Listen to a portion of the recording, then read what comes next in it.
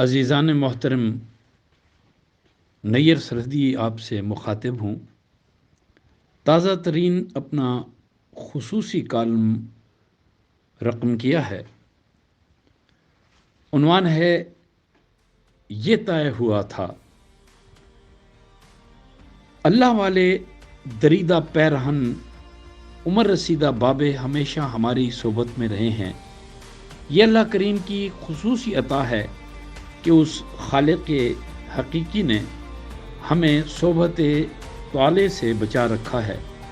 راہ چلتے صالح، متقی اور پرہیزگار لوگ مل جاتے ہیں اور ہمیں کوئی نہ کوئی کام کی بات بتا جاتے ہیں، جسے ہم اپنے کالموں میں شامل کر کے ان بابے لوگوں کی باتیں عوام و خواص تک پہنچانے کا ذریعہ بنتے ہیں۔ ایسے ہی ایک عمر رسیدہ بابا ہمیں کراچی میں مزار قائد کے پہلو میں خود کلامی کرتے ہوئے ملے۔ ہم رکے اور بابا جی کے قدموں میں بیٹھ کر ان سے مخاطب ہوئے۔ بابا جی، یوں تو اب ہم بھی بابے ہی ہیں، مگر آپ ہم سے لگ بھگ 10 سال بڑے ہوں گے، کیا سرگوشی فرما رہے تھے؟ بابا نے چہرہ اٹھا کر ہمیں دیکھا، مسکرائے اور بولے، جو طے نہیں تھا وہ طے کریں گے، یہ طے ہوا تھا۔ اس بات پر ہم بھی مسکرا دیے اور عرض کیا، بابا جی کیا طے ہوا تھا اور کیا نہیں؟ ہم اس بات کا مطلب نہیں سمجھ سکے۔ بابا نے رنجیدہ ہو کر کہا، آپ سمجھ بھی نہیں پائیں گے، یہ کہانی بڑی ہی پرانی اور طویل ہے، مگر یہ کہانی سنانے کا کیا فائدہ؟ ہم نے اصرار کیا، بابا جی فرمائیے نا، ہم غور سے سنیں گے یہ کہانی، آپ سنائیے تو صحیح۔ بولے، پھر بیٹھو، پہلے میں یہ کہانی تمہیں اشعار کی زبانی سناؤں گا، پھر تم سے کچھ سوال پوچھوں گا اور آخر میں اپنی اور تمہاری رائے سامنے آنے کے بعد بتاؤں گا کہ کیا طے ہوا تھا۔ جب بر صغیر کی تقسیم ہوئی، ہندوستان پاک و ہند میں تقسیم ہوا، مسلمانان بر صغیر طویل جد و جہد آزادی کے بعد جب اپنے آزاد وطن منتقل ہو رہے تھے تو کچھ باتیں آپس میں طے ہوئی تھیں۔ ایک محب وطن شاعر نے اس کی یوں عکاسی کی ہے، سنو اور سننے کے بعد کوئی فیصلہ کرنا۔ جب مسلمانوں کے لٹے پٹے قافلے پاکستان کی جانب رواں ہوئے تو وفا کے خوگر وفا کریں گے، یہ طے ہوا تھا۔ وطن کی خاطر جییں مریں گے، یہ طے ہوا تھا۔ بوقت ہجرت قدم اٹھیں گے جو سوئے منزل، تو بیچ رستے میں دم نہ لیں گے، یہ طے ہوا تھا۔ چہار جانب بہار آئی ہوئی تھی لیکن بہار کو اعتبار دیں گے، یہ طے ہوا تھا۔ تمام دیرینہ نسبتوں سے گریز کر کے نئے وطن کو وطن کہیں گے، یہ طے ہوا تھا۔ خدا کے بندے خدا کی بستی بسانے والے خدا کے احکام پر چلیں گے، یہ طے ہوا تھا۔ بغیر تخصیص پست و بالا ہر ایک مقام میں دیے مساوات کے جلیں گے، یہ طے ہوا تھا۔ کسی بھی الجھن میں راہبروں کی رضا سے پہلے رضا سے پہلے عوام سے اذن عام لیں گے، یہ طے ہوا تھا۔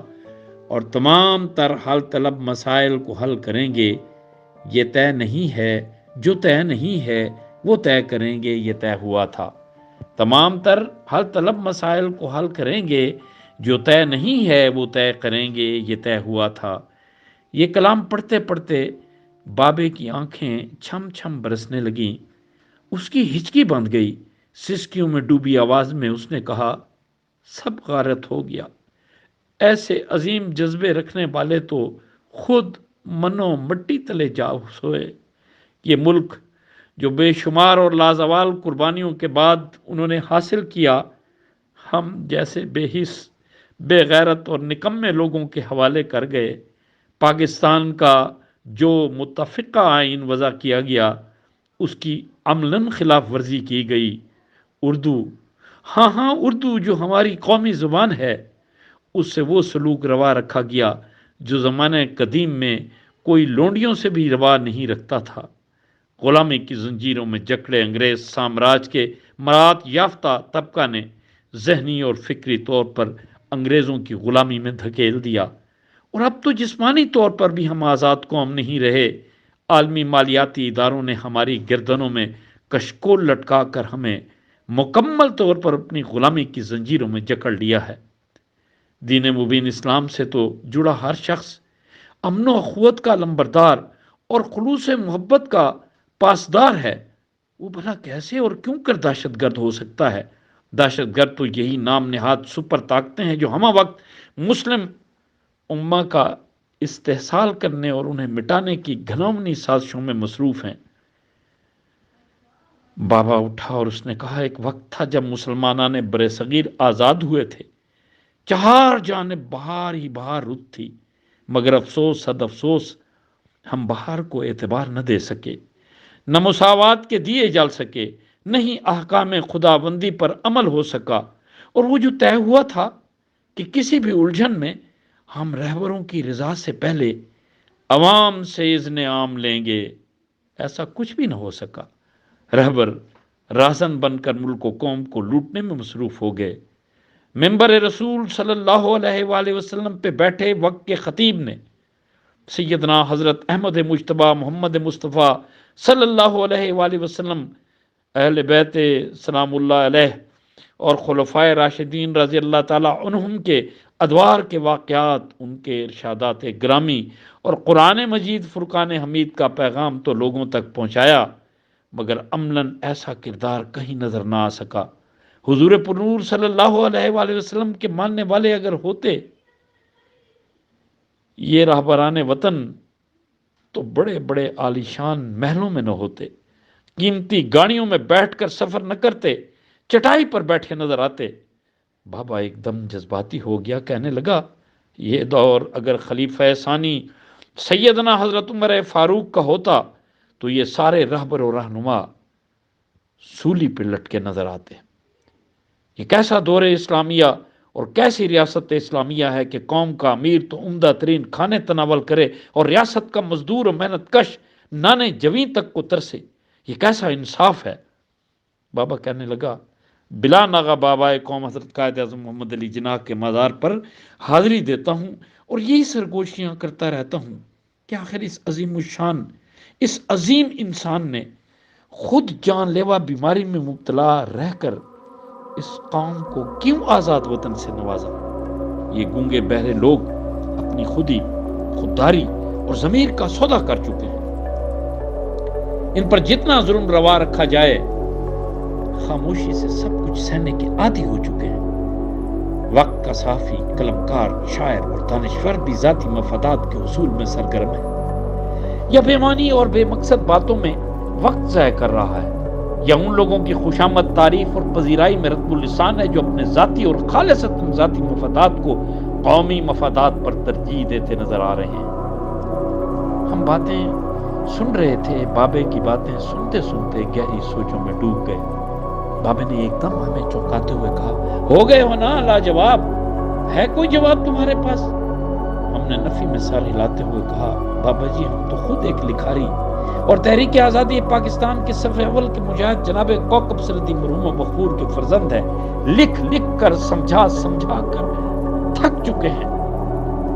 ہم جو وطن اور وطن کے لوگوں سے پیار کرنے والے ہیں، ہماری کوئی نہیں سنتا۔ صحافی بھی وہی سربلند جو بکے ہوئے ہیں، قلمکار بھی وہی سخرو جو نیتاؤں کے تلوے چاٹتے ہیں، جو ہماری طرح غیرت مند ایماندار اور محب وطن ہیں وہ در بدر کی ٹھوکریں کھا رہے ہیں۔ اس دور میں انہیں سنتا کون ہے؟ کوئی نہیں سنتا۔ بابا کہنے لگا، یہی بات، یہی تو میں کہہ رہا ہوں کہ اس نقار خانے میں طوطی کی صدا کون سنتا ہے بھلا؟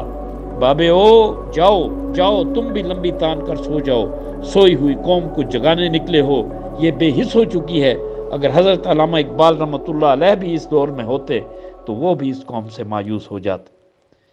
ہم نے بابے کے کاندھے پر ہاتھ رکھتے ہوئے کہا، بابا جی، او بابا جی، بابے او، مایوسی کفر ہے، انشاءاللہ انقلاب ابھرے گا، ہم جلد اپنی منزل پا لیں گے، وہ منزل جس کی جستجو میں مسلمانان بر صغیر نے انگریز سامراج سے آزادی حاصل کی تھی۔ غلامانہ ذہریت رکھنے والے یہ سارے برگد ایک ایک کر کے گر جائیں گے، نئی کونپلیں کھلیں گی جو سونی دھرتی کی تقدیر بدل دیں گی۔